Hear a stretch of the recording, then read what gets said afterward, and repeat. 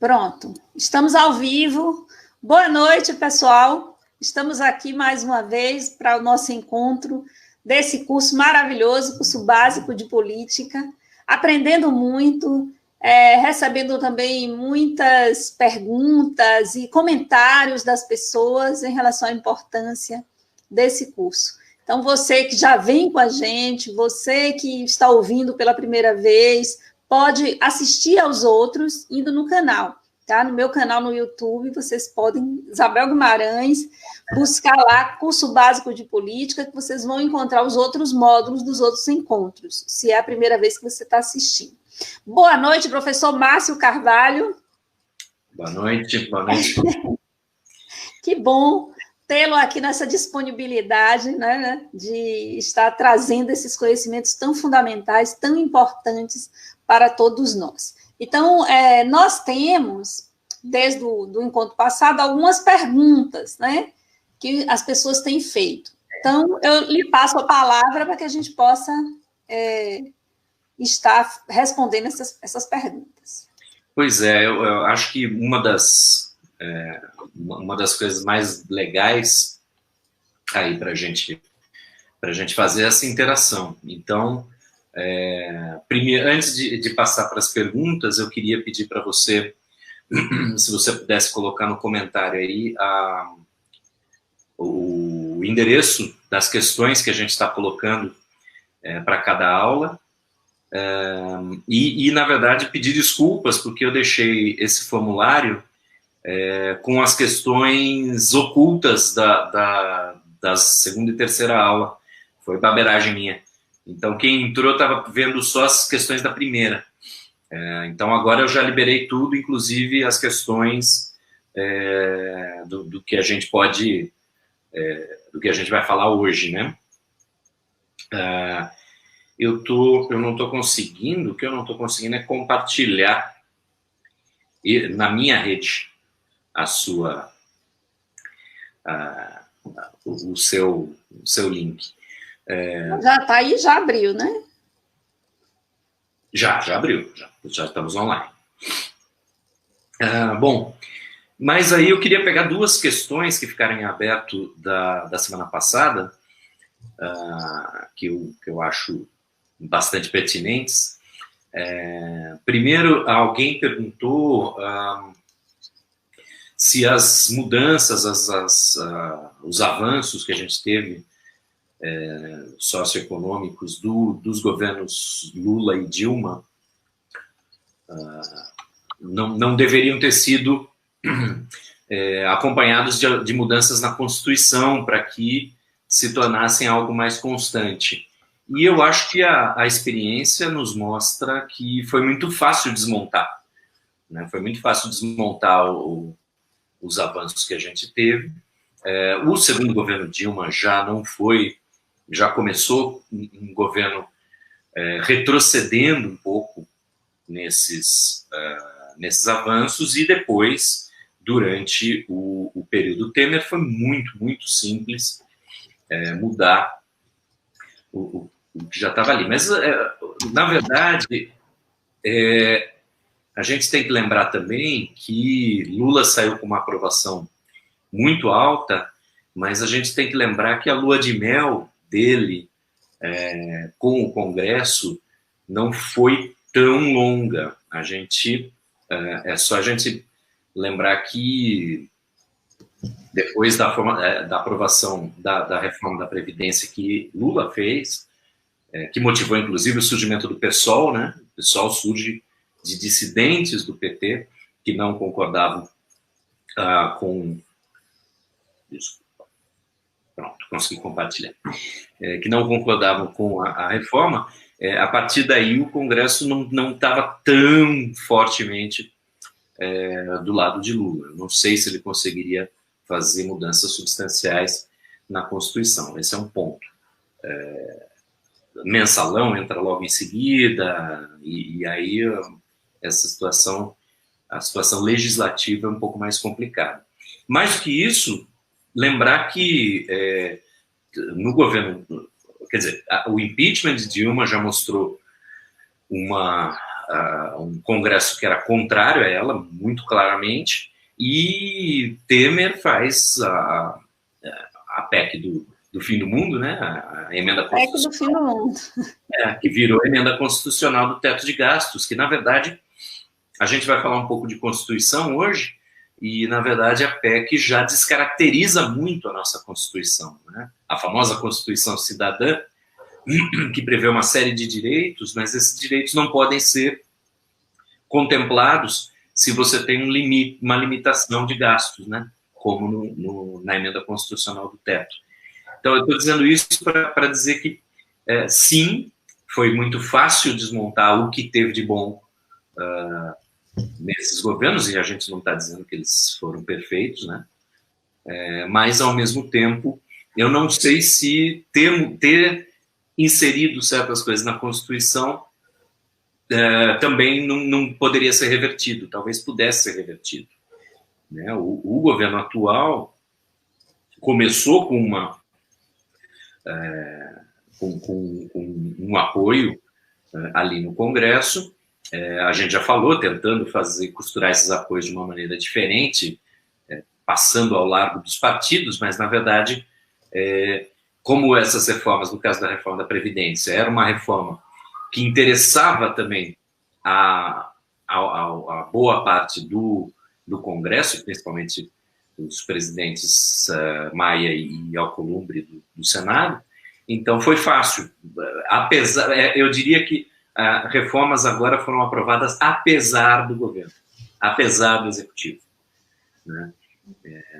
E agora, nesse momento que nós estamos, é o momento em que o executivo abandona essa estratégia de tentar não trabalhar com os partidos e se rende à força dos partidos, né? Então, isso a gente vai discutir sistema partidário lá na frente, mas já dei uns toques aqui, que os nossos partidos, a quantidade de partidos do Brasil é muito grande, e aí você tem... eu acho legítimo ter vários partidos. A questão é que vários deles acabam sendo só partidos que estão o tempo todo atrás de quem está no poder no executivo para conseguir estar ali nos cargos, né? Essa era a primeira pergunta. Eu acho que já cobriu bastante. A segunda pergunta é mais difícil, que é a respeito do movimento separatista, dos movimentos separatistas. Alguém perguntou se o Nordeste está, como já começou a se falar do Nordeste separado do país, né? Assim, dentro do país é relativamente comum você ter movimentos separatistas dentro dos estados. Então, antes de estar morando aqui em Itabuna, eu morei em Barreiras. Quando eu cheguei lá em Barreiras, em 2009, eu fiquei sabendo que tinha um movimento separatista que quer separar todos os municípios a oeste do Rio São Francisco, na Bahia, e criar um novo estado, o estado de São Francisco, né? Tem uma reclamação lá de que o governo central do estado, em Salvador, abandona aquela região. Então, é um movimento que é relativamente forte, até não é tão pequeno. Eu participei de debate lá, tudo. Fiquei mal visto porque falei mal. Falei contra o separatismo. Mas falei contra, mas é legítimo também se movimentar, né? Tanto que em 2011 2016, acho que não. No começo aqui dessa década, a gente teve um plebiscito para a separação do Pará, para divisão do Pará em 3 estados, né? E foi feito o plebiscito no estado. A Constituição, isso chegou aí para o Supremo disse o seguinte: não pode ser só as pessoas da região que votam, tem que ser as pessoas do estado todo. Então, a separação em mais 2 territórios, o desmembramento do Pará em 3 territórios, não foi aprovado. 2/3 da população não quis. No caso de uma separação do país, eu não vejo forma legal disso acontecer dentro da Constituição. Porque o primeiro artigo da Constituição, né, já diz que a República Federativa do Brasil é composta pela união indissolúvel de estados, municípios e Distrito Federal. Então, se a gente vai dissolver essa união, é inconstitucional. É só... Aí eu acredito que seja só via... Emenda constitucional. Guerra civil. A gente falou na aula passada a respeito de nações, né? E como a gente existem estados que são multinacionais, ou binacionais, ou plurinacionais, e isso ajudaria. Esse tipo de coisa ajudaria. Se a gente tivesse no Nordeste uma cultura, fosse de uma etnia diferente, de um povo diferente, como a gente citou, por exemplo, na Espanha, você tem os bascos, você tem os catalães. Catalães ou catalães? Agora eu me confundi. Na Inglaterra, a Inglaterra é aquela coisa pequenininha, mas você tem, se você lê lá a história, né, os povos originários ali eram celtas, bretões, os Cornish, e a gente hoje fala de cultura anglo-saxã, né? Quem são os anglos e os saxãos? São pessoas que viviam, povos que viviam no que hoje são França e Alemanha, que foram levados para a Inglaterra pelo exército, pelo Império Romano, como parte do seu exército. Quando o Império Romano sai, ficam os anglos e os saxões e dominam os bretões, os celtas, os Cornish. Então, nesses locais, seria mais simples você pensar numa separação. Olha, essa é a nossa terra, sempre foi. E vocês vieram depois. Nesse sentido, tem aquele medo que o pessoal conservador tem das nações indígenas, né? Porque quem efetivamente teria o direito de dizer nós somos o povo originário dessa terra e vocês que chegaram depois são os povos indígenas. Verdade. Se tem alguém que pode dizer isso, são eles. Então, mas eu não vejo solução pacífica ou dentro da lei para uma separação. E também não vejo essa condição cultural tão diferente. Nós não somos tão marcadamente diferentes entre nós mesmos, de região para região no Brasil. Tá? Muito bom.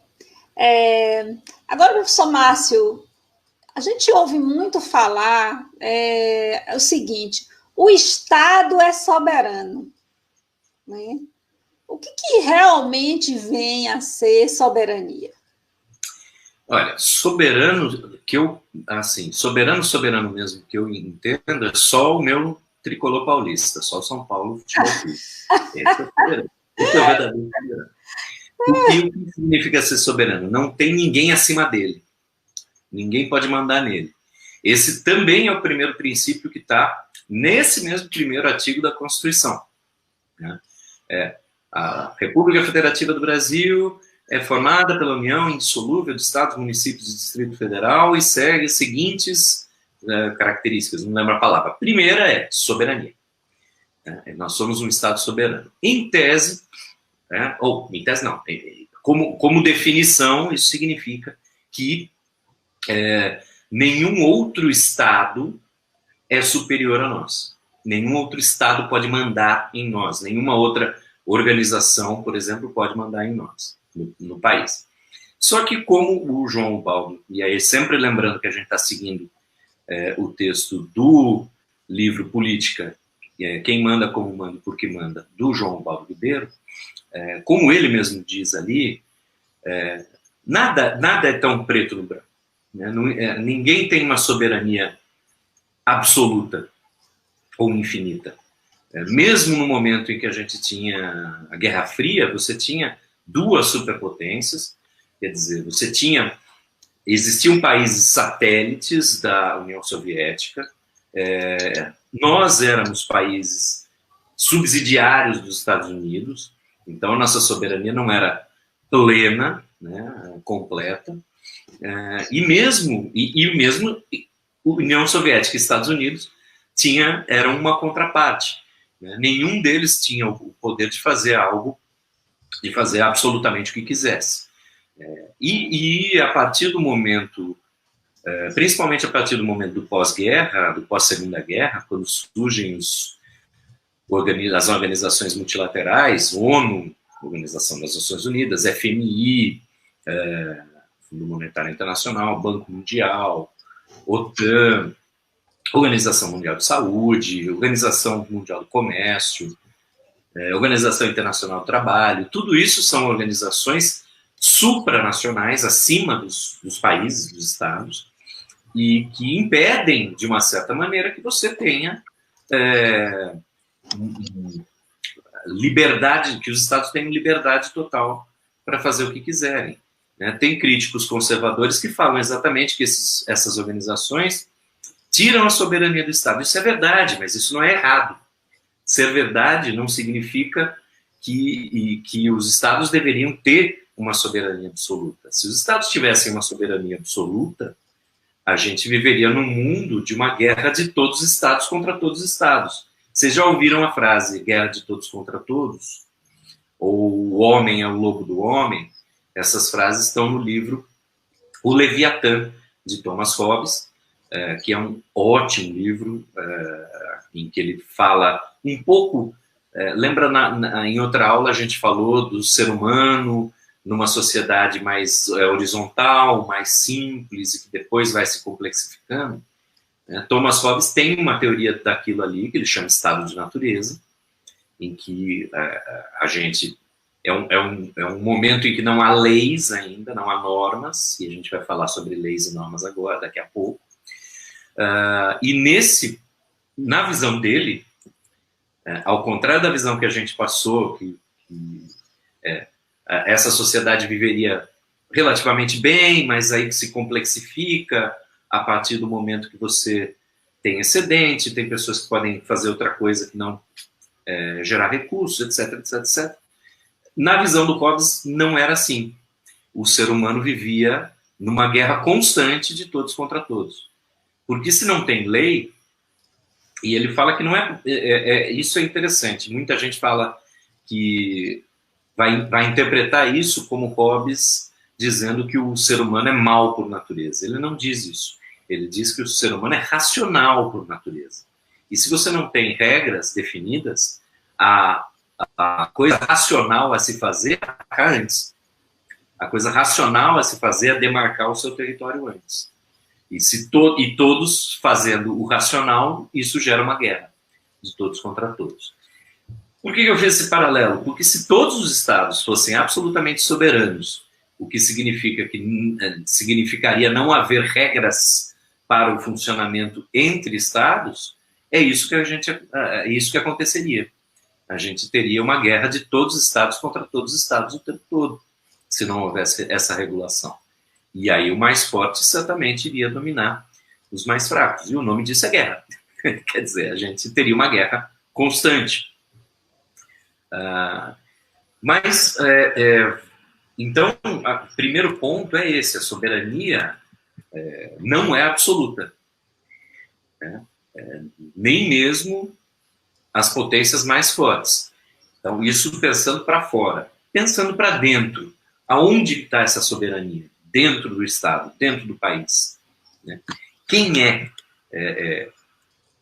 que representa isso? Lá atrás, nos governos absolutistas, você tinha um rei absoluto. E esse rei... O Estado sou eu. O rei dizia, o Estado sou eu. O Estado sou eu, pronto. Tem um presidente nosso que disse que a Constituição sou eu. Pois é. Dias atrás, né? Tem isso também. Tem isso também, mas o que não é verdade, definitivamente. Quer dizer que eu sou a Constituição quer dizer que se eu falar algo, esse algo se torna correto, constitucional e legal imediatamente, né? Essa coisa é complicada, não é tão boba quanto parece, porque por um bom tempo, nos Estados Unidos, por exemplo, tinha uma doutrina jurídica de que o que o presidente faz é correto. Então, isso foi até Nixon, ou talvez um pouco antes, né? Mas o fato é que com Nixon ficou claro que isso não pode ser aplicável. Né? O que o presidente faz é certo. Não é. Nem sempre, né? Nem sempre. É. Mas os Estados Unidos são um país que tinha um culto muito forte à figura do presidente. Né? Então, eu estou dizendo isso só porque às vezes a gente ouve uma fala dessa e fala, que bobagem, e não dá maior importância, mas esse tipo de coisa pode se tornar doutrina. Né? A gente espera que não, é óbvio. Com a Constituição atual isso não vale. A Constituição é que é ninguém pode ser a Constituição, basicamente. Né? O Supremo Tribunal Federal é que é o guardião, em tese, da Constituição. Ele interpreta a Constituição. Tá? Então, mas de qualquer maneira, a figura do governante, às vezes, é vista como a figura de soberania. Se a gente for olhar de uma maneira mais realista, a gente vai ver que talvez o que seja soberano dentro de uma nação é a estrutura econômica e política que dá sustentação a esse governante. Né? E também, em termos legais, na Constituição, a gente vê algo de soberania do povo. Então, que o poder emana do povo e se exerce pelo povo através dos seus representantes. É bonito no papel. Há controvérsias. É bonito no papel, né? Mas que, na verdade, a gente tenta simplificar muito os nossos pensamentos, o funcionamento da sociedade e tal. A gente tenta simplificar muito. E, na verdade, essa coisa não é simples. É todo esse conjunto. Quer dizer, você tem um elemento de soberania que é ligado ao governante. Certamente tem uma parte da soberania do Brasil. É fácil ver como seja Fernando Henrique, Lula, Dilma se relacionavam com outros líderes mundiais em comparação com Temer e Bolsonaro.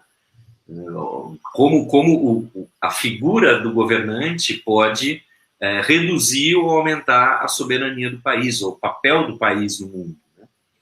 Né? O governo atual afirma que está se reposicionando para, dizem eles, voltar a ter protagonismo no país, no mundo. Esse voltar é que tá errado. O Brasil já teve protagonismo, mas vamos entender que, ou pelo menos vamos acreditar que existe um plano para um novo reposicionamento, né? Que parece que está sendo formado aí com Estados Unidos, Brasil, Austrália, Japão, o que seria um novo G7. A gente torce para que pelo menos exista o plano. Né? Se ele vai funcionar, são outros 500.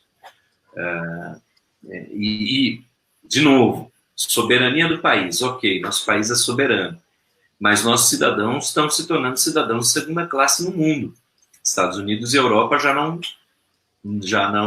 nos recebem por causa do modo como o governo tem lidado, como os governantes têm lidado com a pandemia. Né? Então, efetivamente, soberania tem um elemento, tem uma parte que é responsabilidade do governante. Por outro lado, o governo atual é pesadamente sustentado, suportado, tem suporte na classe econômica, né? Principalmente no capital financeiro. No grande capital, né? No capital financeiro. Eu nem sei se industrial também tem esses Fiesp, essas federações de indústria, mas elas trabalham muito mais com sindicatos de industriais do que propriamente industriais. Tem muita gente ali que não tem uma empresa, não tem uma indústria, né? Então, eu não sei se a classe empresarial em si está ainda com esse apoio, mas o capital financeiro certamente sim, né? Principalmente por conta da figura do Paulo Guedes. A gente não sabe se isso vai se sustentar ao longo da pandemia, porque é óbvio que, que a nossa economia vai sofrer muito, né? E, por outro lado, está se tornando cada vez mais óbvio que uma ação forte do Estado é necessária, inclusive para levantar a economia, o que vai contra contra a ideologia do Guedes, né? E a ideologia do mercado financeiro, pelo menos por enquanto. Então a gente vai ter que acompanhar aí essa sequência, mas de novo, se o governante tem uma parte nesse papel de soberania, a estrutura econômica também tem, e a estrutura política também tem. Por quê? Porque se a gente for pensar em termos dos tais crimes de responsabilidade, o atual presidente já tem uma fileira deles. A questão é que processos de impeachment não são processos puramente legais, eles são político-jurídicos. Sim, sem dúvida. E aí a parte política está mantendo. Então, olha só, a soberania do Estado tem o governante, tem o poder econômico, tem o poder político, e a gente não falou do povo, mas tem o povo também, sim, porque para você abrir processos de impeachment, por exemplo, você tem que ter, o presidente tem que estar com uma desaprovação gigantesca, tem que estar com uma aprovação baixíssima. Com Dilma, se eu não me engano, o processo foi aberto quando ela tinha uma aprovação de 15% da população. O presidente ainda tem um apoio de por volta de 30%, apesar de estar mudando a composição. Isso é mais uma coisa que a gente vai ter que esperar para ver. E tem uma série de pessoas que apoiavam o Bolsonaro, principalmente na classe alta, que deixaram de apoiar. E tem um conjunto de pessoas da classe baixa que não apoiavam e passaram a apoiar depois do auxílio de R$600. Então, teve uma mudança na composição dos apoiadores. Tá? Se o abono diminuir, será que essas pessoas da classe baixa que passaram a apoiá-lo por conta do abono, do auxílio, vão continuar? A gente não sabe. Mas, de novo, então é um complexo. A gente tem um complexo aí de elementos que definem essa tal soberania. Você tem o governante, tem a estrutura política, tem a estrutura econômica e tem o povo também. E, professor Márcio, também em relação à soberania, quando a gente pensa em relações internacionais, ou seja, na imposição de países fortes nas políticas econômicas e na organização dos países mais frágeis, digamos assim. Então, essa soberania também é relativa no sentido das relações entre os países. Podemos pensar assim? Sem dúvida nenhuma. Quando a gente agora, nesse momento, nós não devemos dinheiro para o FMI ou para o Banco Mundial, mas os empréstimos dessas organizações são sempre condicionados a reformas dentro do país.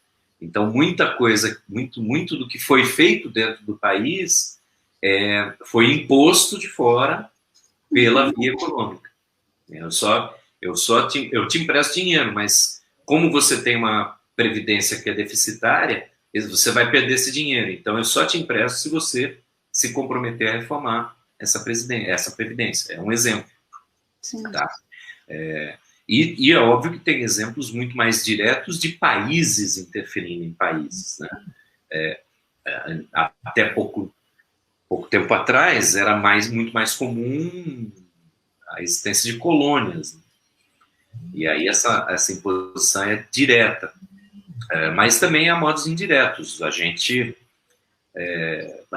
teve uma notícia recente, essa semana, de que a China se torna agora o maior parceiro da Argentina no lugar do Brasil, parceiro econômico.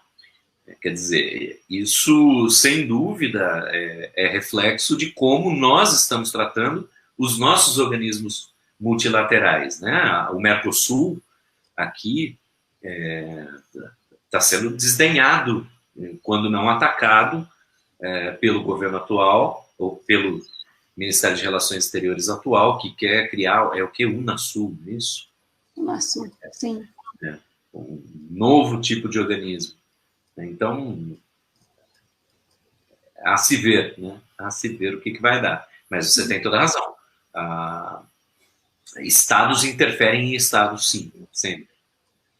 Tá?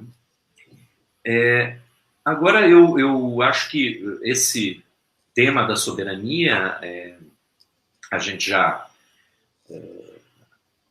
aborda, mas já abordou, mas eu acho que está faltando uma coisa que são as definições a respeito de violência, estado de violência, que a gente já citou em aulas anteriores. E, na verdade, o que a gente tem é uma definição muito clássica de Max Weber, né, um sociólogo alemão. Primeiro, para chegar nessa definição, o que a gente precisa pensar é que o Estado deve representar o interesse público. É claro que muitas vezes ele defende só os interesses da elite, das classes dominantes, tal, né? A gente sabe disso. Mas, pelo menos em termos formais, né, seguindo uma Constituição, né, o Estado deve cuidar do bem comum. E ele faz isso por meio de leis, de normas, da ordem jurídica. Então, em tese, partindo da Constituição e das leis que a complementam, a ideia é que o Estado, ao executar essas leis e ao fazer valer a Constituição, deva defender o interesse comum. Tá? Então, a gente acabou de falar de soberania. Então, o primeiro ponto é o seguinte: o Estado não pode aceitar que uma outra ordem jurídica se contraponha a ele, dentro do território. O que eu quero dizer com isso? Bom, a gente sabe muito bem que tem bairros, tem locais que você só entra com autorização, ou a própria polícia, só entra com autorização de tráfico e de milícia. E o Estado não pode aceitar isso, né? Porque isso é uma quebra da sua soberania. Ao você ter uma outra ordem dentro do seu território, você está aceitando que sua soberania não é total dentro desse território. Então, isso foi uma discussão, eu lembro quando eu estava fazendo ciências sociais, na graduação, foi na época que um governo no Rio de Janeiro ia lá num certo bairro, morro, e trocava as lâmpadas, e aí os traficantes, na mesma noite, iam lá e quebravam as lâmpadas. E isso se repetia constantemente, até o dia que esse governo decidiu colocar interruptores nos postes. Né? Aí você pode pensar, bom, boa ideia, ao invés de ficar gastando dinheiro com lâmpada, deixa que eles desligam lá. Sim, mas então tem outro estado ali. Sim. É isso. Um estado paralelo, né? O nosso estado está assumindo, está corroborando a existência de um estado paralelo. Então, não e onde fica a soberania? Para onde vai a soberania? Quem é soberano ali naquele território?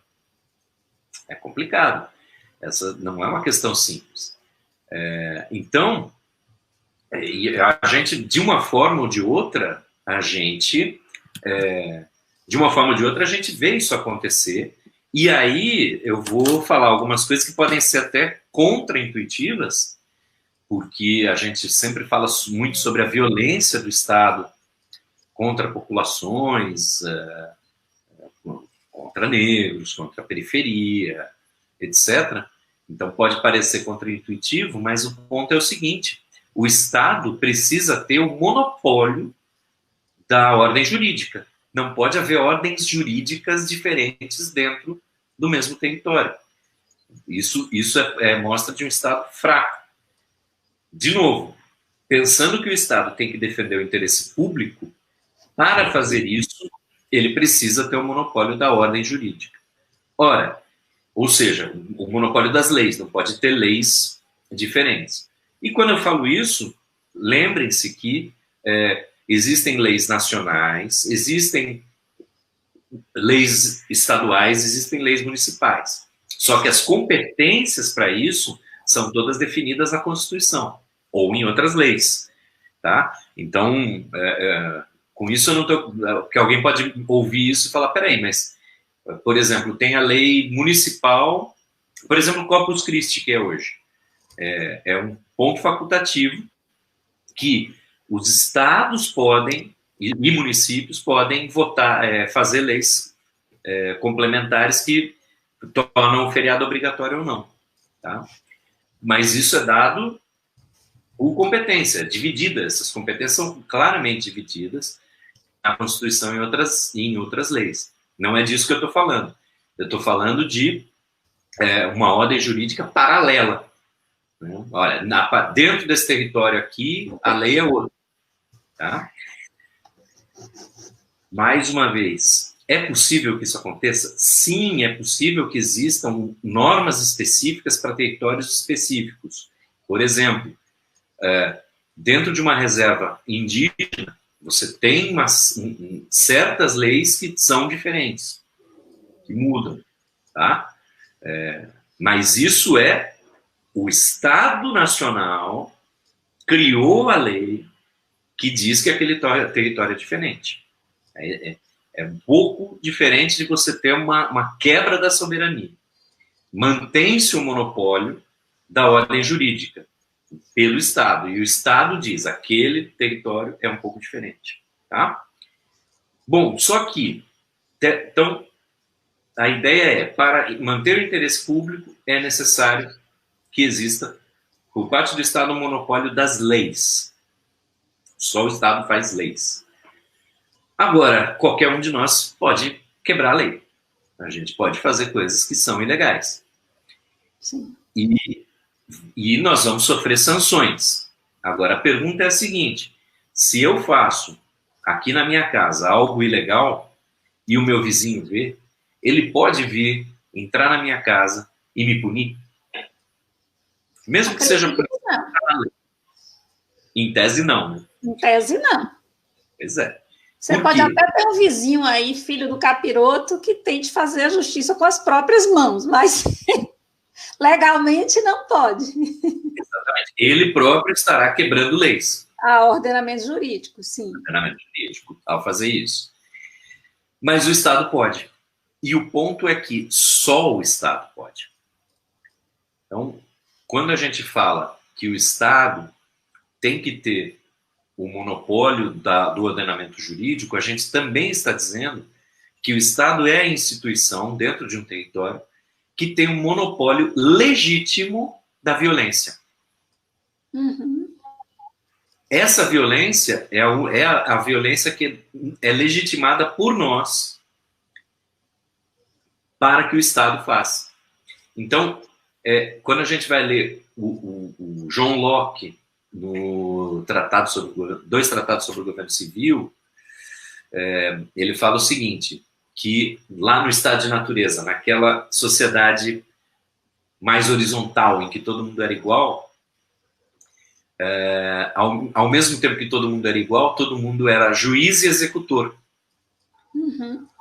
E aí isso dá um problema, porque eu vou ter a tendência a punir de maneira mais forte alguém que agrediu, cometeu algum crime contra alguém próximo de mim.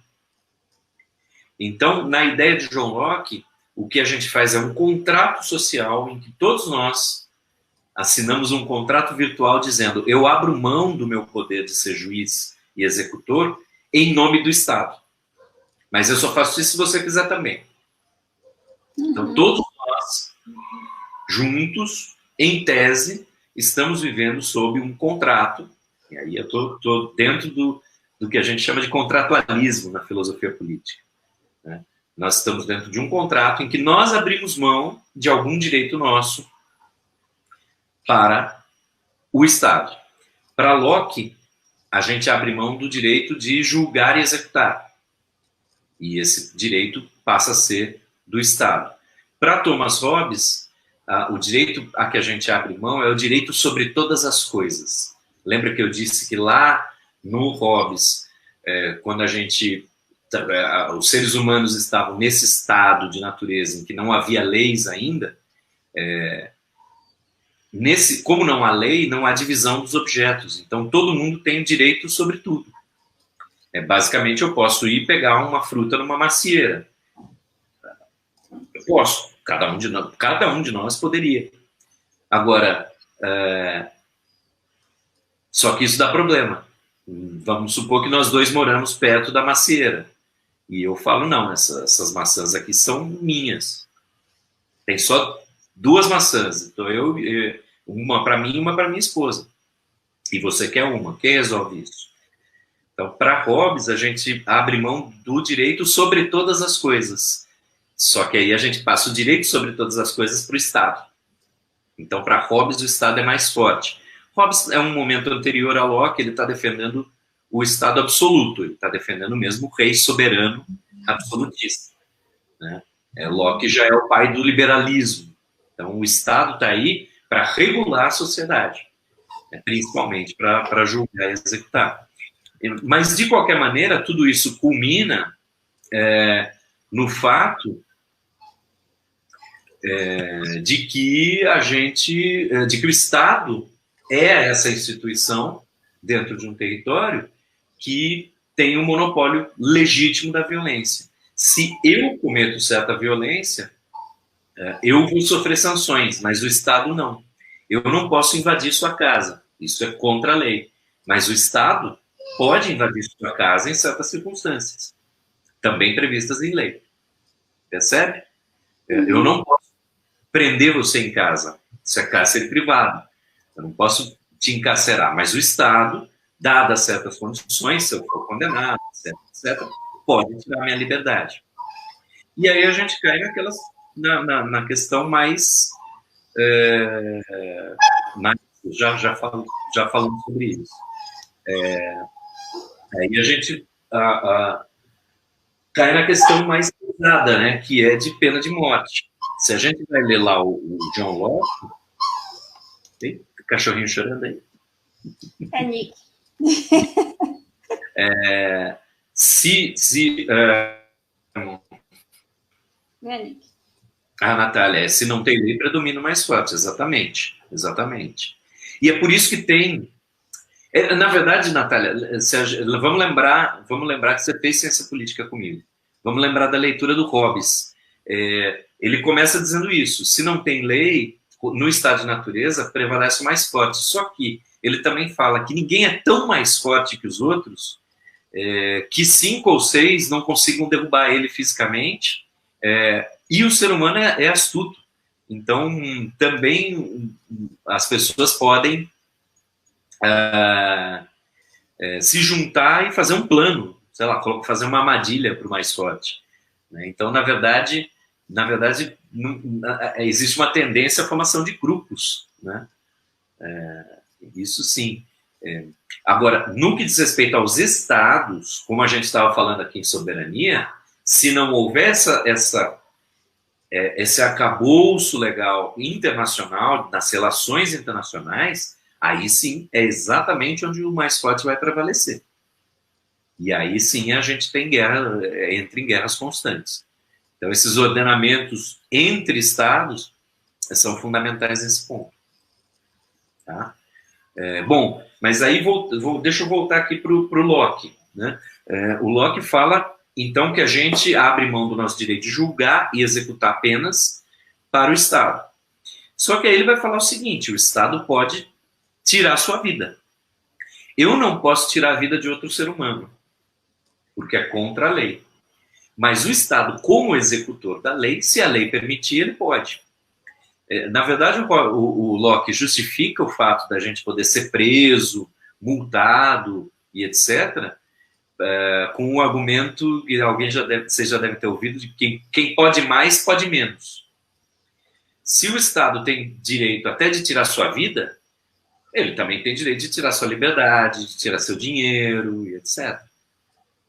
Mas aí a gente vem com essa pergunta, com essa questão. O monopólio da violência, o monopólio legítimo da violência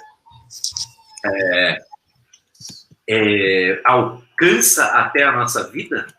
Essa é uma pergunta que eu acho que está no questionário, né? O formulário que eu abri é uma das perguntas lá do João Baldo, mas é uma coisa para a gente refletir. Até onde alcança esse monopólio da violência por parte do Estado? Ele pode tirar a sua vida? Ele pode cortar a sua mão? Ele pode te torturar? Ele pode te açoitar? Então, vários estados permitem isso. Em estados teocráticos, por exemplo, você pode perder a mão. Né? Então, o Herbert está dizendo, no caso de flagrante, a voz de prisão pode ser dada por qualquer do povo, né? Como é que é o nome disso mesmo? Prisão cidadã? Não é prisão. Mas é alguma coisa cidadã. E quem disse que pode? O Estado, por meio de leis. Então, agora é o caminho reverso. O Estado delegou para você algo que você já delegou de origem. Tá? Então, é sempre tomar cuidado com isso. Porque a gente fala, mas qual é o papel do Estado? Se você parar para pensar, eu já disse em outra aula. Desde vou tirar o cachorro daqui. Desde antes de você nascer, o Estado está lá. Quando você nasce, para sair do hospital, tem que ter documento, exame de pezinho, não sei o que. Então, o pessoal fala muito de propriedade, o pessoal liberal gosta de falar de propriedade, propriedade privada, e aí falam contra o comunismo, porque eu posso ter minha propriedade. Quem disse que você pode ter sua propriedade? Quem disse que algo é propriedade sua? Sua casa, quem diz que sua casa é sua? É uma escritura que é feita num cartório, que é um serviço delegado pelo Estado. Então, é o Estado que diz que você tem propriedade. Professor Márcio, é sempre bom a gente estar voltando ao conceito de Estado, né? Porque tudo isso, para se compreender, a partir da compreensão lá daquela aula sobre Estado, né? Esse ordenamento jurídico, político, social, que normatiza, digamos assim, as relações. As relações sociais, exatamente. As relações sociais. Então, quando você diz que você pode ter a propriedade ou que a propriedade é sua, na verdade, você está inserido, né, no Estado, e é o Estado que legitima isso que você está dizendo. É isso aí, é isso mesmo. É isso mesmo. Porque, de novo, coisa que a gente já falou lá atrás, né? O liberal, acho que agora até fica mais claro, quando eu citei o Gerard Lebrun, no livrinho Que é Poder, da série Primeiros Passos, quando ele fala que o liberal é o cara que está na ponta de um galho de árvore serrando a parte de dentro do galho. Né? Não, menos Estado, menos Estado, menos Estado, menos Estado. É o Estado que define tudo isso, até o menos Estado.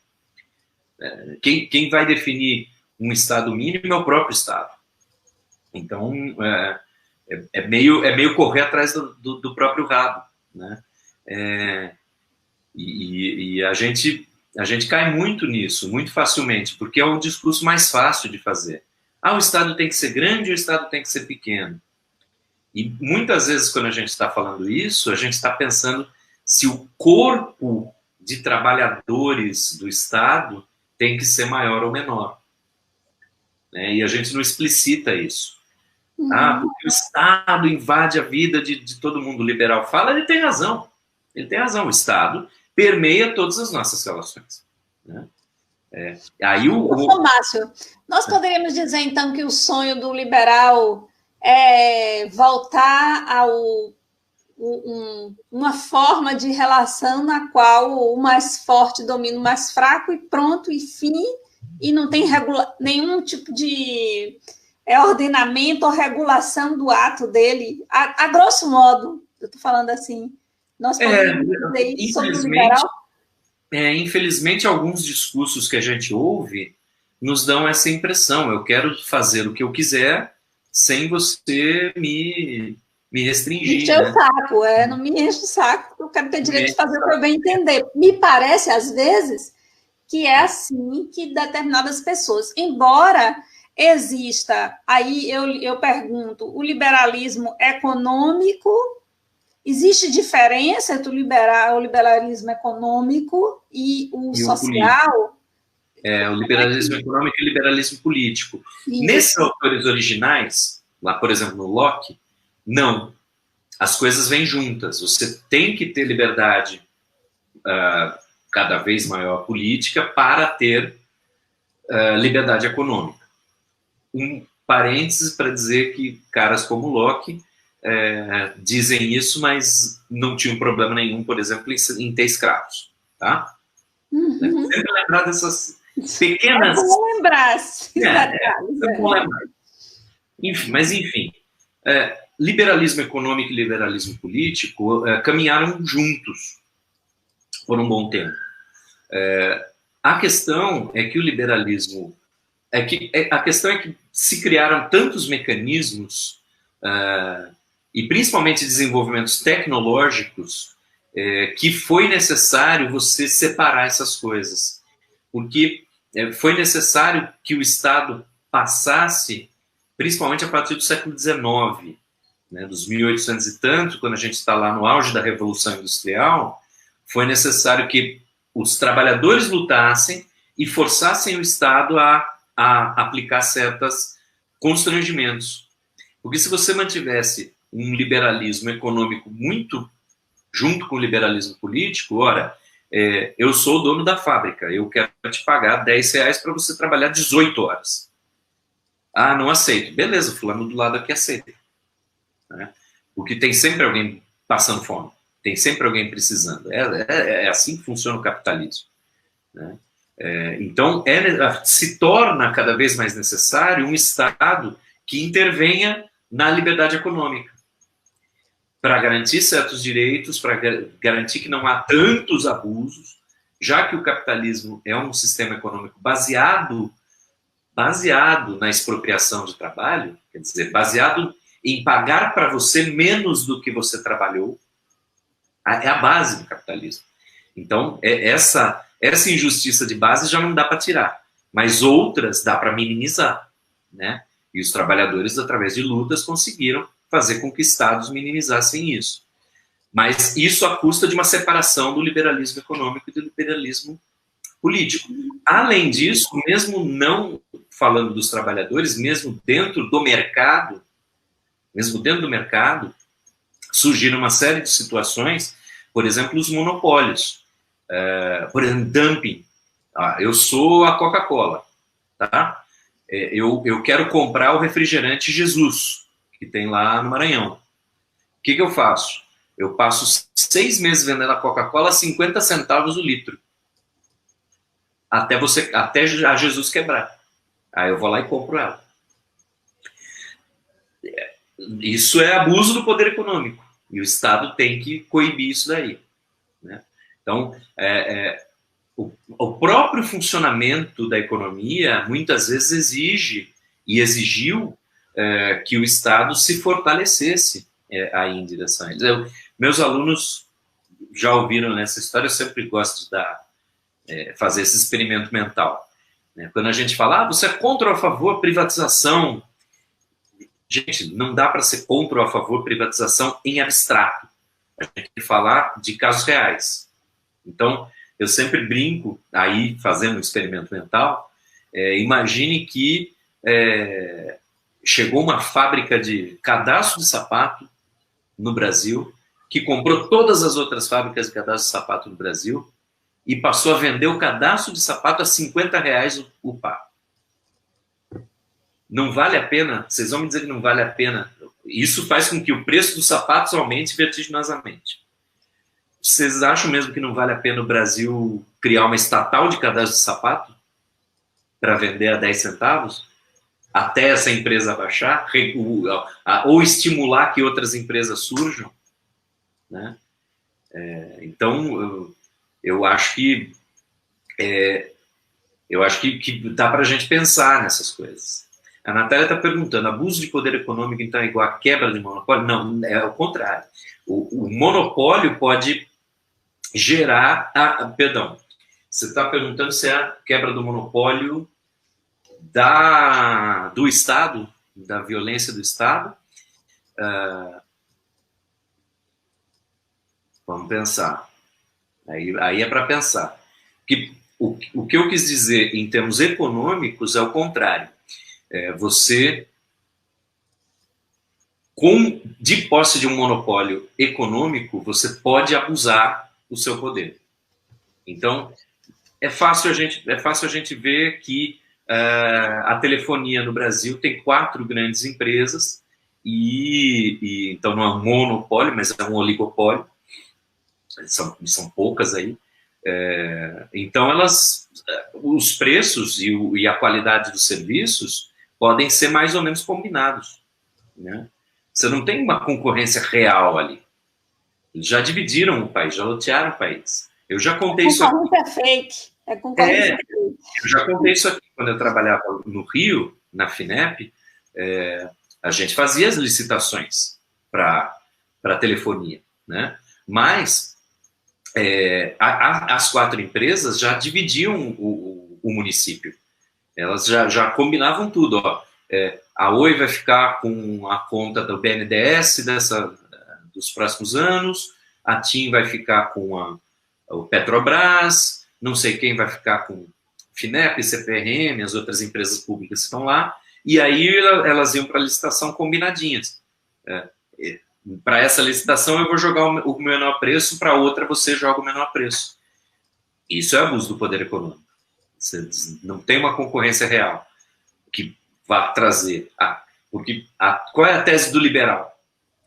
Se o Estado sair do mercado, o mercado vai se autorregular, porque um vai lutar com o outro, vai tentar prestar o melhor serviço pelo menor preço, para conseguir mais clientes. Né? Só que isso é uma ilusão, até por essas coisas que eu vim falando nos últimos minutos. O próprio desenvolvimento econômico gerou condições para surgimento de monopólios, etc, etc. E aí tem um certo analista político-econômico que falou que o capitalismo chegaria numa fase de capitalismo monopolista, né? O nome dele é Marx. Então, eu sempre falo, a gente não precisa aceitar as teses de Marx quanto a socialismo, vai ter revolução, não vai ter revolução, mas é bem saudável dar uma lida nos textos econômicos políticos dele. Eu sou Márcio, eu queria só avisar que nós estamos a 2 minutos, passou rápido, né? Aliás, tem passado muito rápido. Quando é legal, quando é divertido, quando é interessante, a gente nem sente o tempo passar. Faltam 2 minutos. Eu não sei se existe ainda algo a falar sobre violência, né? Estado de violência. Acho que a gente ainda ficou alguma coisa, mas a gente também pode abrir o próximo encontro com isso para fazer o fechamento. Aí eu queria que você decidisse aí como é que você quer fazer esse fechamento de hoje. Se você me permitir, eu vou fazer o fechamento com uma provocação. É porque todo mundo que leu... Aqui está permitido, o Estado sou eu aqui, eu estou lhe dando o poder. É porque quando todo mundo leu Weber, principalmente esse capítulo do Economia e Sociedade, que termina a penúltima sessão é a definição de Estado como detentor da violência legítima, monopólio da violência legítima. Só que tem uma seção seguinte, que ninguém lê, que fala que a igreja é a detentora do monopólio da violência psicológica legítima. Aí deixar uma provocação para o pessoal pensar. Né? A igreja pode te condenar ao inferno, né? A igreja pode te dizer, você está errado moralmente. Então, só para deixar essa provocação. Massa, muito bom. Eu sou Márcia, muito obrigada. Pessoal que acompanhou aqui, sempre lembrando que esses vídeos, eles são gravados, essas lives são gravadas, e que vocês podem assistir e compartilhar, se inscrevendo lá no meu canal, Isabel Guimarães, lá no YouTube, e podem assistir outra vez, podem mandar para outras pessoas, fica à vontade, tá bom? É tudo gravado. Professor Márcio, mais uma vez, muito obrigada. Até a próxima quinta-feira, às 21 horas, estaremos aqui firmes e fortes, levando adiante este projeto, tá bom?